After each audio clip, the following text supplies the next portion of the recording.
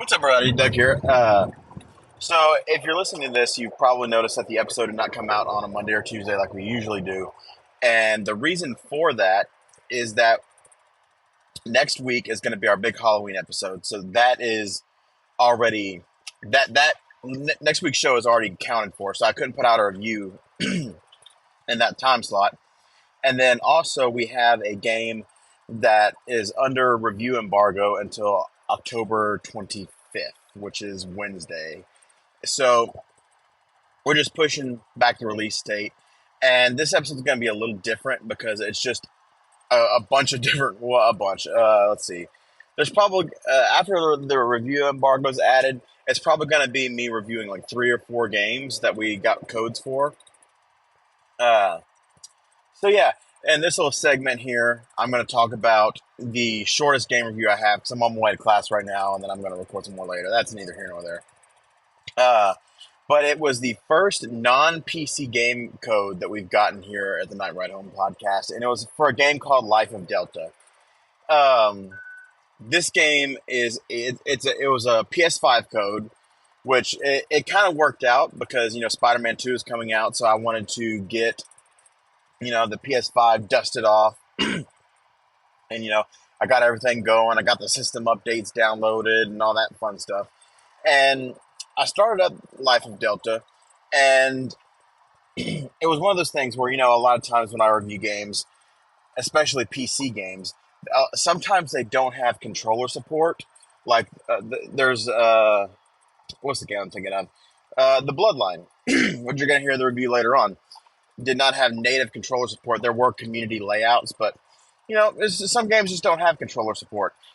This is a game where I felt the opposite, and I felt that, excuse me, I felt that this game you should play it on PC. Uh, if you absolutely don't have a choice, I mean, by all means, play this game on the console of your choice. I think for sure it's on PlayStation 5, but I think it's also on Switch and Xbox. Don't quote me on that, though, because again, I'm driving. I can't look. But basically, it's a point and click adventure game where you play as a little robot. Your name's Delta.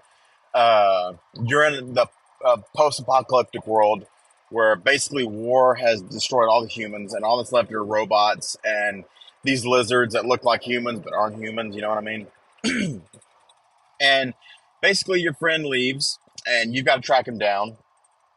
And this, takes you on a variety of different places where you have to, like for example, you start out in a lab, and you have to figure out a way to get out of the lab. And once you're out of the lab, you have to figure out a way to chase after your friends. So you have to get to the next town over. So you have to do a bunch of puzzles that get you the items that you need to advance into the next level. It's very simple. It's standard point and click fare. The art style in this game is absolutely incredible. Uh, the music, it was fine. It wasn't bad. It wasn't good, but I do plan on looking up Life of Delta on Spotify to see if the soundtrack is available there. Which that's going to be a topic because I just want to talk about what Spotify's been doing lately. But that's for another day.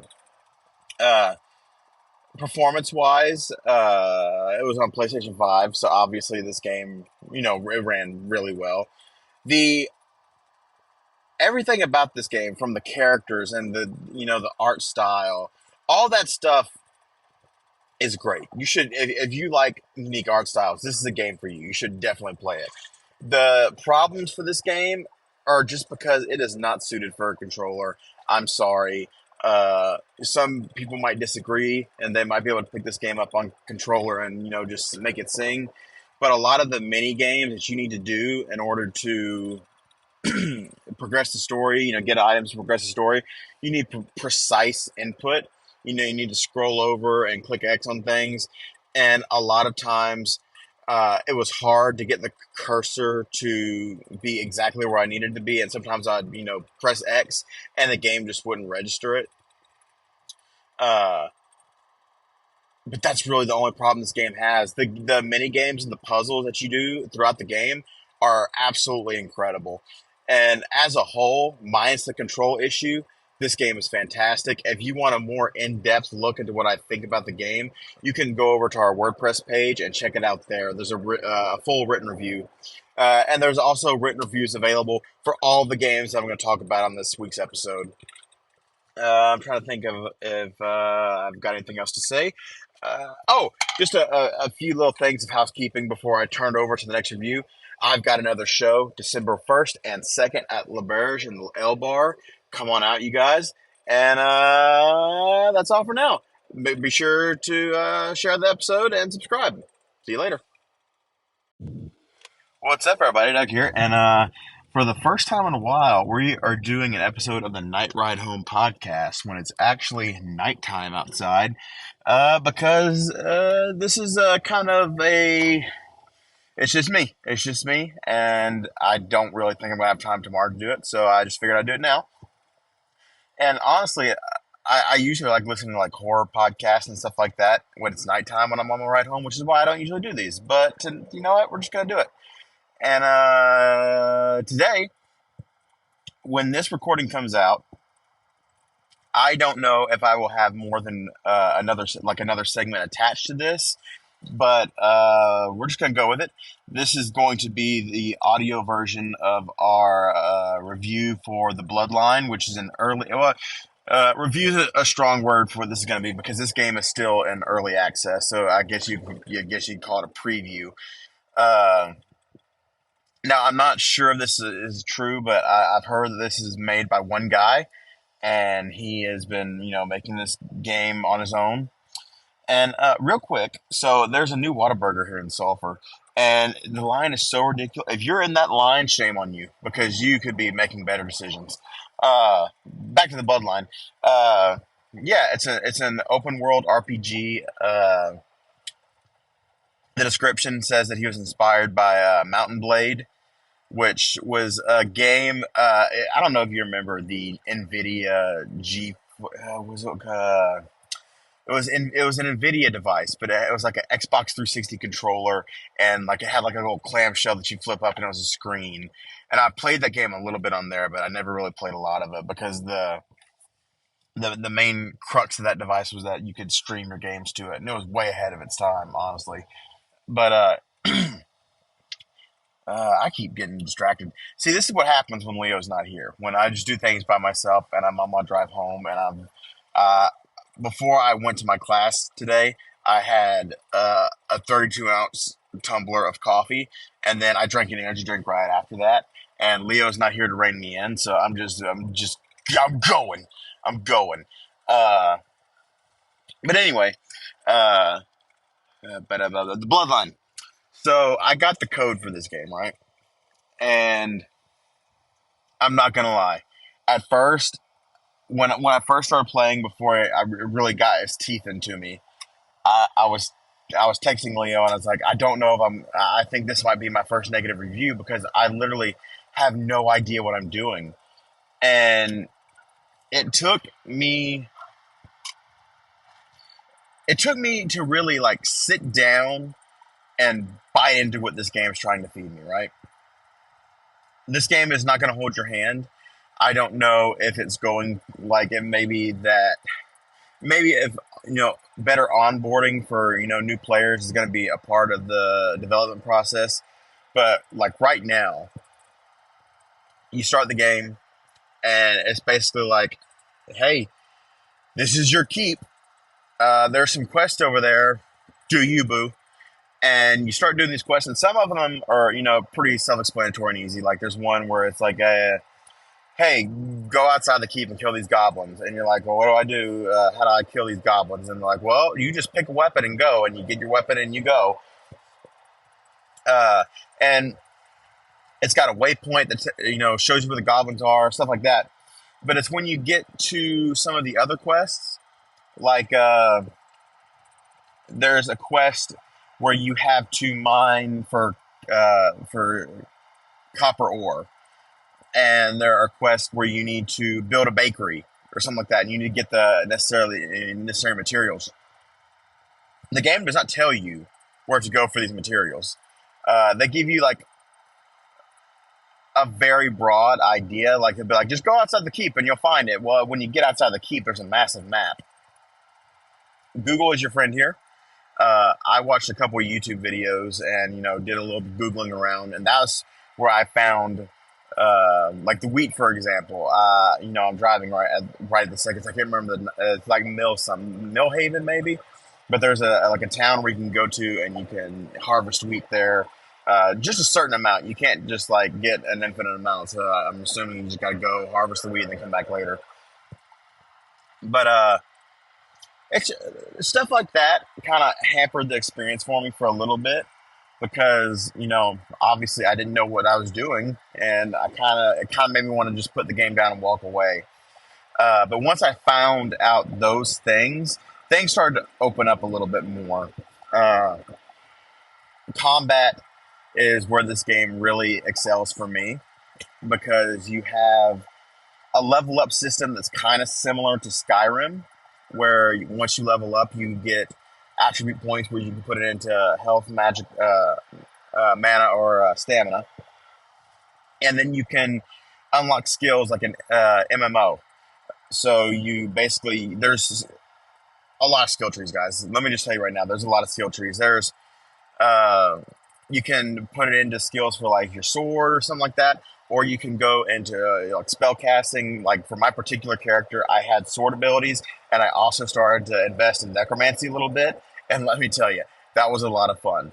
And again, the game didn't really it didn't really have like a tutorialization aspect where it was said, hey, once you level up, you can put your attributes in here, and then you can go into the skill trees. I didn't. The only reason I knew about the skill tree is because I happened to look at the menu a little closer and I saw it. Uh, and before that, I was just hammering on clicking the mouse and just spamming the attack button, and I didn't really like the combat. But once you get the skill tree involved, the combat really starts to open up, and you get to customize how you want to play your character, and it's a whole lot of fun. Uh, the enemy variety isn't really there yet. Uh, I didn't really see a whole lot more than human bandits, goblins, some zombies here and there. Oh, sorry, there was a bug on my windshield, so I was trying to. It was like a little gnat, so I was trying to smack it, and I missed. Uh, Sorry. So yeah, I mean, combat's great. Exploration. Uh, as far as mobility goes, you're gonna have a fun time here, because like I'll never forget this. I was walking around, jumping, sprinting, the normal thing that you can do in RPGs like this. I did not expect to be able to climb. And there's a quest like right when you start off where this guy's like, "Hey, my hat got stuck up there. Can you get it?" And I was looking, I was like, "I don't know how I'm going to get that hat." And just off of a whim, I just jumped at the wall. And when I stuck to the wall, I was like, "Oh my god, this is special." So not only can you climb in this game, but you can wall run, which would just took it to the next level for me. Uh, Jumping and wall running, or after I figured out that I could do those two things, I was parkouring all over this key. Do you understand me? Like, even the first dungeon in the game that I got to was there's a dungeon. I'm trying not to spoil anything for somebody that wants to play this, but the first place that you get sent to for, how am I going to word this?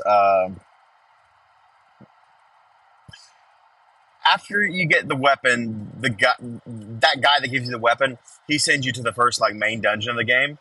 And I was acting a fool in this dungeon. I was running along the walls. I was chopping off heads. I was casting spells. It was just a fun time all around.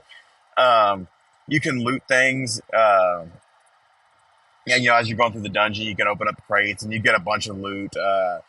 And you're gonna want to do this because cooking in this game involves. It's kind of like how Minecraft crafting works, where you're basically just putting things in and seeing if anything comes out of it. It's a lot of trial and error. The best way that I can describe the cooking is there are things that you put in, you get food, and there are things you get in that give you more ingredients to make food.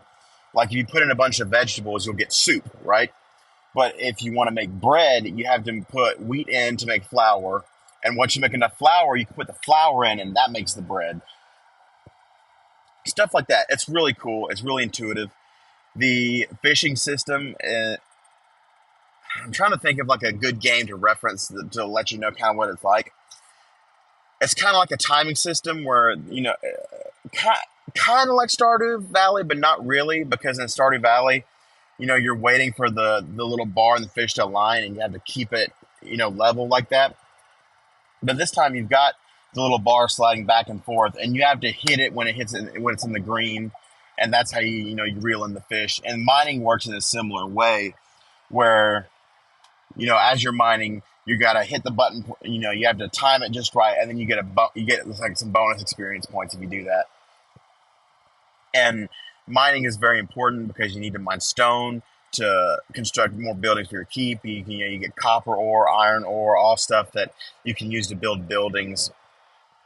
And the buildings in your keep. Sorry, I think I'm about to sneeze. Oh, excuse me. Oh, I'm getting over a cold too. So that's just a problem I've got going on right now. Uh, there are a lot of buildings that are available in this early access build, but then a lot that aren't available. And this is in the skill tree as well. Like I saw vampirism was in there, which is something sounds really cool because right now I'm playing Diablo 4's Season 2 as well as this game. So just vampirism is just like a really cool thing for me right now. Anyway, the buildings have varying abilities. They have various effects. For example, the bakery provides you with bread every day, and there's stuff like there's a fletchery, there's an armory, there's wizard towers, there's all kinds of stuff that you can basically build into your own village. Um, we've talked about how to get stone and ore and all that, but the other materials like wood and wheat, we didn't talk about wheat earlier, but so when you're going to new when you venture outside of the keep, you're put into an overworld map where the camera zooms way out and you can just see all the places that you can go to, and it's basically like a point and click thing at this point where you're pointing where you want to go and you watch your little guy because he's so little because the camera's so high, and you go to the place you want to go, and as you're going, there's specific trees that you can cut down. You can cut down your trees there, and that's how you get your wood. And this system is both good and bad. Good in the fact that it lets you get to other places faster than you would if you were just having to walk all this way. Your fingers get tired because you're just gonna keep holding that W button, and you're gonna be looking around. And it's good in that facet of it, right? The problem I kind of had with it is you had you had to set up camp to actually explore a place from like ground view to where you can actually fight, etc.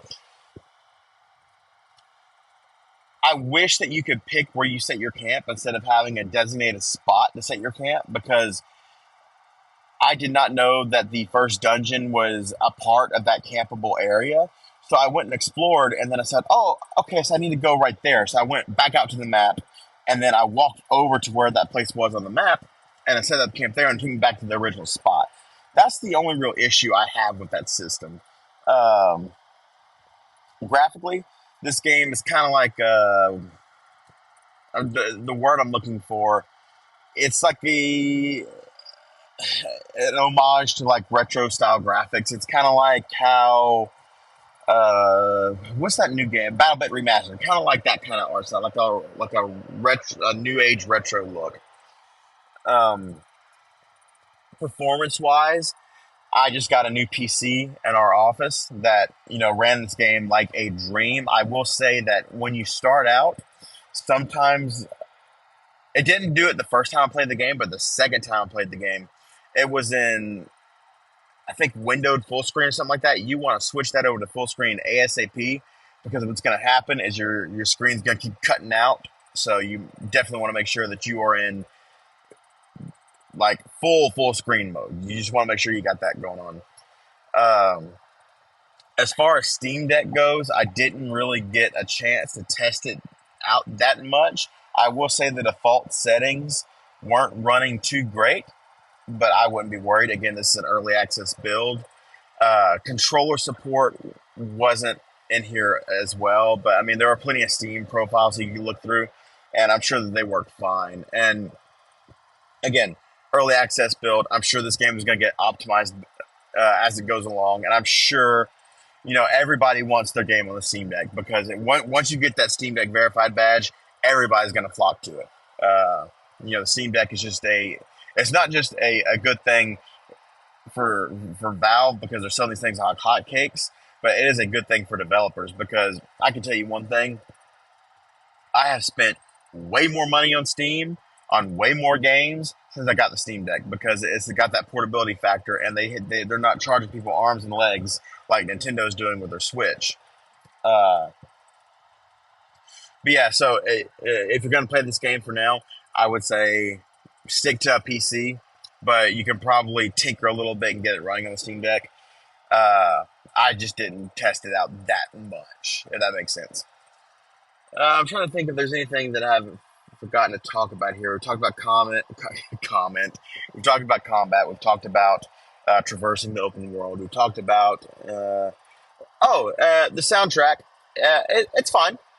There's nothing bad about it, but there's nothing terribly memorable about it. But yeah, this is a game that, again, because it's not very good at telling you what to do. Um, it took me a couple, a couple of times sitting down in front of the computer to really get into it. But once you do, this is a fun game, and it's only going to get better. This game, again, I've said it like 500 times, but it's in early access. It's as this guy, continues his development process. All these little things that are bothersome now, they're going to get fixed. I assume. I hope so. Because what the bones here are fantastic. This is a great RPG that is worth your time. If you like Skyrim, Minecraft, any games like that, this is going to be right up your alley. I was provided a review key for this game, so I'm not sure about the price. I think it's around $15 to $20, but you're going to double check that on your own because, again, I am driving. Um, but yeah, thanks for listening. Thanks to the developer for giving me this opportunity to review his game. I'm a big fan. I can't wait to see what you do with it as you go on. And I will see you guys next time. All right, we're on our night ride home now. This is going to be another section of that multi-part episode.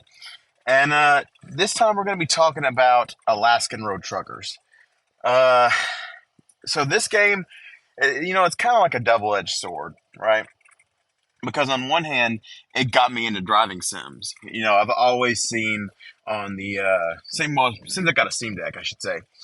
I've always seen games like European Truck Simulator 2 and American Truck Simulator and other DLCs. Uh, and I've always known that it's like a popular game market. So this was kind of my chance because, we were all the games in this episode have been we provided a review code for. And so I downloaded this game, and unfortunately, I personally cannot recommend this game yet. I think that if they tweak it, it would be worth a purchase one day. But right now, I just can't recommend it, and I'm going to tell you why. I knew the problems were starting when I started into the game because right away, all the other big truck simulators run like a dream on the Steam Deck. And when I loaded this game in, it was a disaster. The game looked bad. I should say it ran bad on default settings, and I had to make it look bad to run decently. So that's not what you want. Uh, and all the other major truck simulators, you can get it running at a decent speed. Uh, the other negatives, I'm going to get through the negatives, and then I'm going to tell you what the game gets right because it does get a lot right. It just gets a lot wrong too. Uh, so the driving aspect of it, basically, it's a truck simulator. So you're going from point A to point B with, whatever load that you have to carry.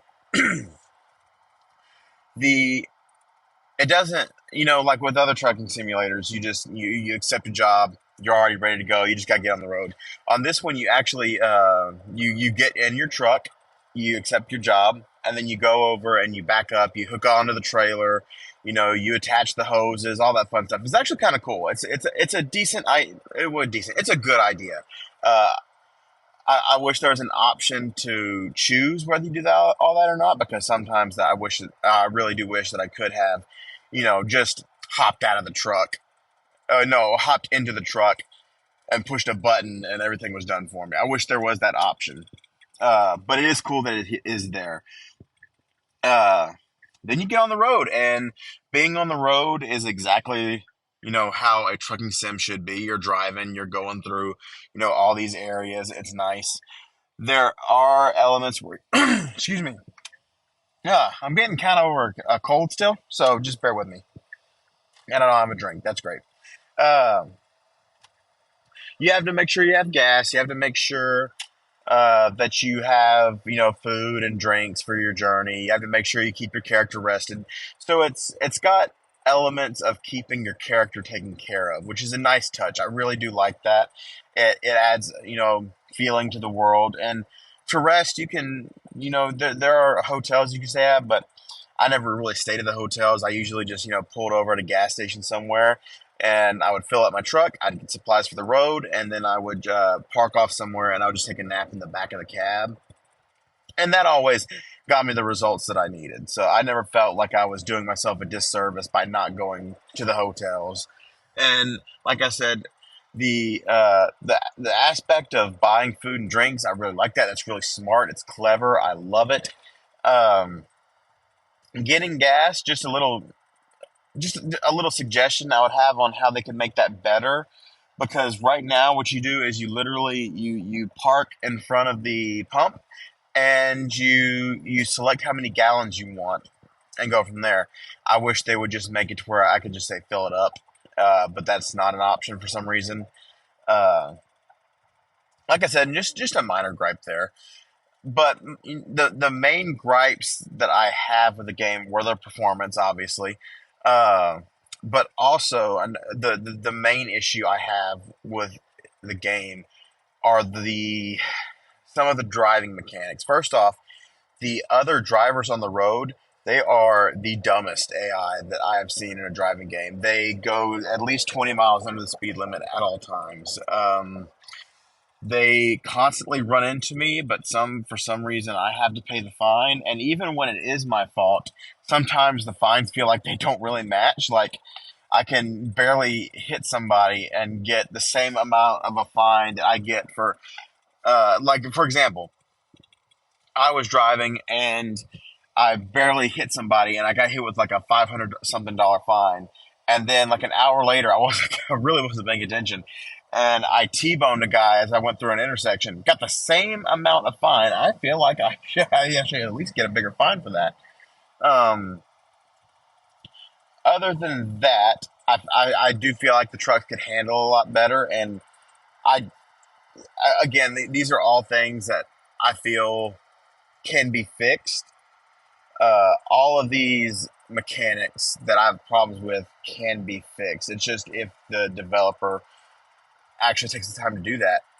Um, and I kind of felt bad, kind of negatively talking about this game in that way because in a lot of ways this game does succeed. I think that the environments, I mean, you're driving through Alaska, it's beautiful. Alaska is a beautiful place to be.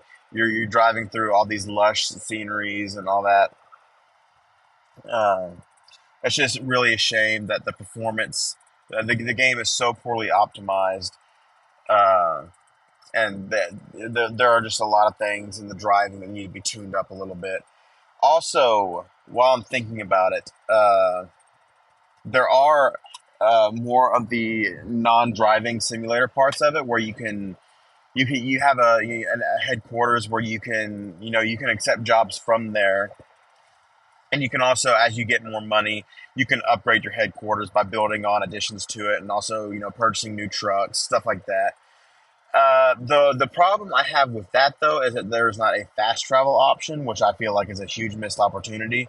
And I think this game would have greatly benefited from that, because a lot of the times I would be accepting jobs on the fly and I would want to go back to my headquarters, but I would just not do that unless there was a job that was taking me over in that direction. Because, I mean, you got to think, these driving sims, you're using money to drive over there. So unless I was already making money by going over there, I was just like, no, I don't want to. I don't want to go over there. I'll get there when I get there. Uh, I do think that, again, we got this game for free, and I will play this game again. Once there are some patches made to it. Uh, but I would say, just for now, play it smart. Pay attention to reviewers and stuff like that, because when this game is fixed, I'm sure there will be. Well, if this game is fixed, I'm sure there are going to be videos made about it and things of that nature. So, just keep your eye out, keep your ear to the ground, and whenever this game, well, I keep saying when. If this game is fixed, definitely give it a look if you like trucking sims, because there are a lot of really cool ideas in here. The simulator where the sim elements where you're taking care of yourself and your vehicle, and you're building your business. All that's really cool. Oh, one more thing to talk about. There are a lot of bugs in this game. Uh, I had there are no there's no cloud saves, at least now. But the bug I was talking about was there were a couple of times when I would get to a location and I would park the trailer and it would not let me turn the job in, and I would just have to let myself get a poor rating and drop the job and just move on, because there was nothing else I could do.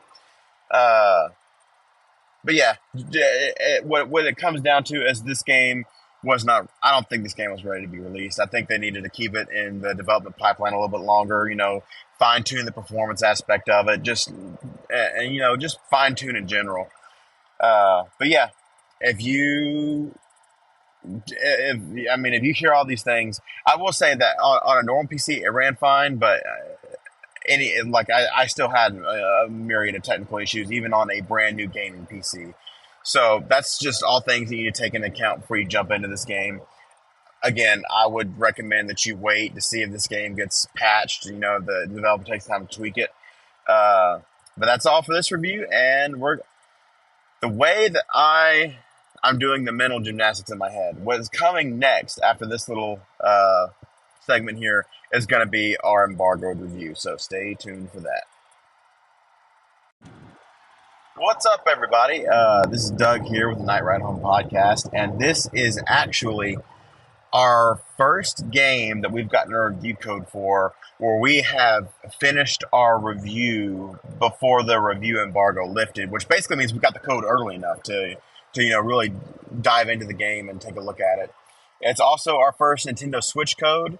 It was one of those things where I felt bad because Leo's been we whenever I get a new review code, I take a look at what Leo's doing, and in this case, I was working on the Alaskan Road Truckers review when this came through. I think no, what was I working on? I was working on something else.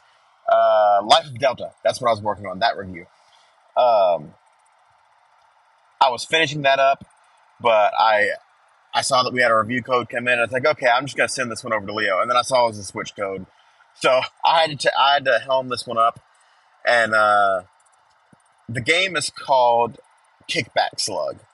And I remember when I saw the title of that game, I was like, okay, what could this possibly be? Because this is one of those where we did not sign up for this review code. It was one of the codes that were assigned to us. Sometimes that happens with the video game review. Sometimes we don't get, sometimes we ask for codes, sometimes we get codes. That makes sense. And this is one of the codes that we got sent to us. And I I played it over the weekend. It's not a very long game, but I can tell you, I don't know where I was going with that. So we're just gonna get into the review. It's called Kickback Slug, and basically the best way that I can describe it to you, it's kind of like a style game. I don't know if as a listener you'll remember this or not, but there was a game on the P. I played it on the Vita. Was it Tales from the Blob from Outer Space? Something like Mutant Blob from Outer Space, something like that. It was kind of like a platformer where you would just go through these levels as these little creatures, and you'd go level to level and stuff like that. And that's kind of what this reminded me of. Uh, you work for a company called LOL, and basically you're a delivery company, right? And your ship crashes on an alien planet. You lose all your parcels, and basically your goal is you've got a gun, and you've got to escape the planet. So you and your sidekick, I feel bad. I forgot his name, but you can always go look at our WordPress page because that's going to have the full written review. But honestly, this review isn't going to be that long, and the written review isn't either because the game it's very brief. Um, you have different what's the word I'm looking? It's kind of like how Mario is, where you have a certain amount of levels and one theme, and then you get to the next world, and then that's actually a perfect description. Is worlds? There are different worlds with a collection of levels in each world, and in every level there are two different ways to get through to the end. Either way, you have to get through a portal at the end of the level, but you can either choose to find a switch hidden somewhere in the level to open the portal, or you can there's an hourglass that spawns like at the beginning of every level. If you go to find the switch, it's just as simple as finding wherever the switch is hidden in the level and shooting it, and that will open up the portal, and you can continue from there. But if you do the hourglass, you're put on a timer. Once you shoot that hourglass, the portal is open, but you only have a certain amount of seconds to get to the end of the level. And that's actually a good way of saying that these levels are very brief. I would say most of the levels I got through them in less than a minute because I mean it's honestly there's only a few levels that actually honestly challenge me. And sorry, I was just switching lanes while my thought. The levels are all great. They're really brief, but the art style and the levels, the enemy design in these levels are all really thoughtful and creative. You get through the levels. You have three different modes of, I guess you call it mode. You would say mode of fire. Maybe that's the word I'm looking for. You have the blaster, which is you use it to shoot things with, and you can whatever direction you're pointing in is where you're gonna be. You're going to be going the opposite direction. So if you're shooting in front of you, your character is moving backwards. If that makes sense. Um, Also, there is the hover mode, which is it's basically a jetpack. Honestly, uh, you just use that to kind of fly around the level to get to where you need to be. And then there's the cannon, where you fire it and it shoots you wherever you want to go. Uh, all of these modes are useful in certain situations. Um, I will say I had a lot of fun in the moment to moment levels.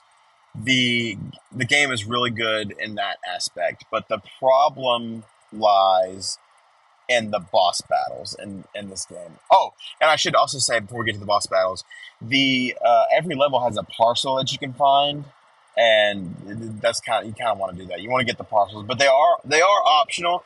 I have a feeling there's like some bonus stages you can get if you get all the parcels, but I haven't got all of them yet.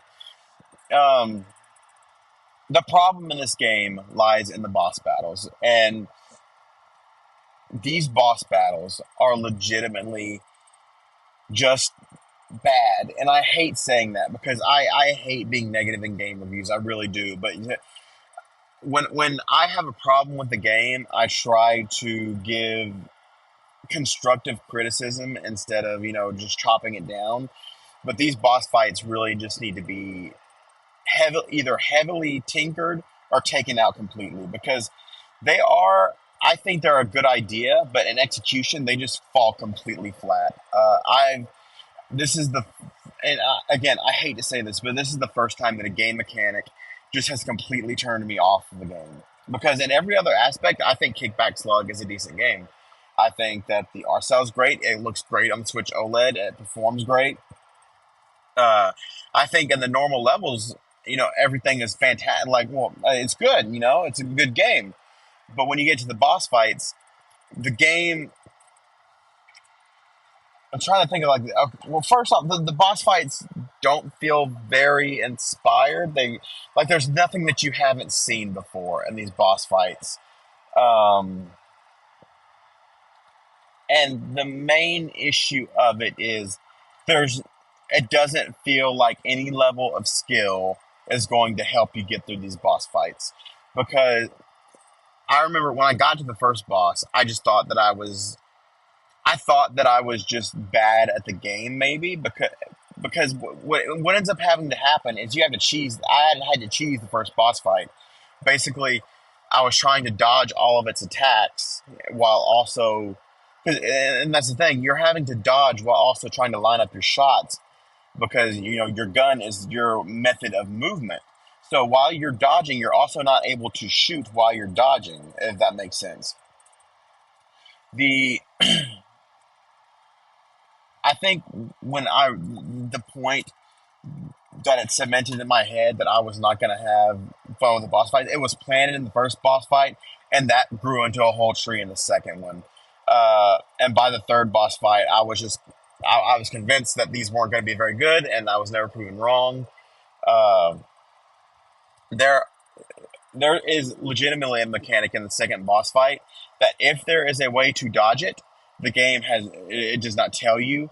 And I tried everything that I can think of to dodge the mechanic. It's a laser, and basically it spins around the room. And I've tried to dodge it, and you just can't. I could not ever dodge it, and it's one hit kill in this game. If you get hit by anything, you're dead. So what it boiled down to is I had to kind of cheese the there. Basically, if you get the boss to a certain health threshold. Like if you drop an enemy's health, a boss's health by like a third, usually when you respawn, the boss will start at that same health, like a third less health. But it doesn't always work out that way. Like he would have 75% health for like 3 tries, and then he would go back up to like 90. So I just did the boss fight over and over and over and over and over again until I just was able to whittle his health down enough to where, eventually I was able to kill him without him doing that attack. Because every time he would do that attack, I would put the switch down because I knew it was a game over. Um, I think, and I've said it multiple times, I hate that I have to be negative, but until these boss fights are fixed, I'm you have to have a strong will. Like Leo, who is a strong lover of Souls games, I don't even think he would like these boss fights because there's it doesn't like every time I died, I didn't think, oh, well, yeah, this is difficult, but I see what I'm supposed to do. It was this is difficult. I have no idea what I'm going to do. I'm going to keep flailing like a fish out of water until I luck my way through the boss fight, and that is not how boss fights should work. Uh, like I said, though, everything else in the game is great. So if you feel like you can get through the boss fight issue, maybe by the time you hear this review and you pick up the game, maybe it'll be something that you feel like you can put up for. Because I think this game's only retailing for about $12, so it's not expensive. Uh, I think that the developer could have a cool franchise here if they wanted to make a sequel to like a Kickback Slug 2 and, either tweak or completely remove the boss fights altogether. I think they could have something special here. And I think this game would work for mobile if it's not coming to mobile already. But yeah, so that is our review of Kickback Slug. And that's going to do it for this episode. We had a lot of reviews. If you like it, go check our WordPress page. We've got a lot of reviews there. Some of the reviews we have on the WordPress, we have not had an opportunity to make into audio versions of those reviews yet. The reason for that is we tend to prioritize games. I usually prioritize putting audio reviews into the podcast for games that we were provided review codes for, because these developers, they're giving us these games so that we can talk about them and spread aware, like, let people know these games are here. So I kind of tend to prioritize those games. So for reviews for like Baldur's Gate 3 and Fae Farm, like games like those are probably not going to get an audio review, just for obvious reasons that I just spelled out there. But it would still mean a lot to me and uh, to Leo if you could go check those out, because we do work. We do work hard on those reviews. So uh, yeah, I think that's gonna just about do it. So thanks for listening, everybody.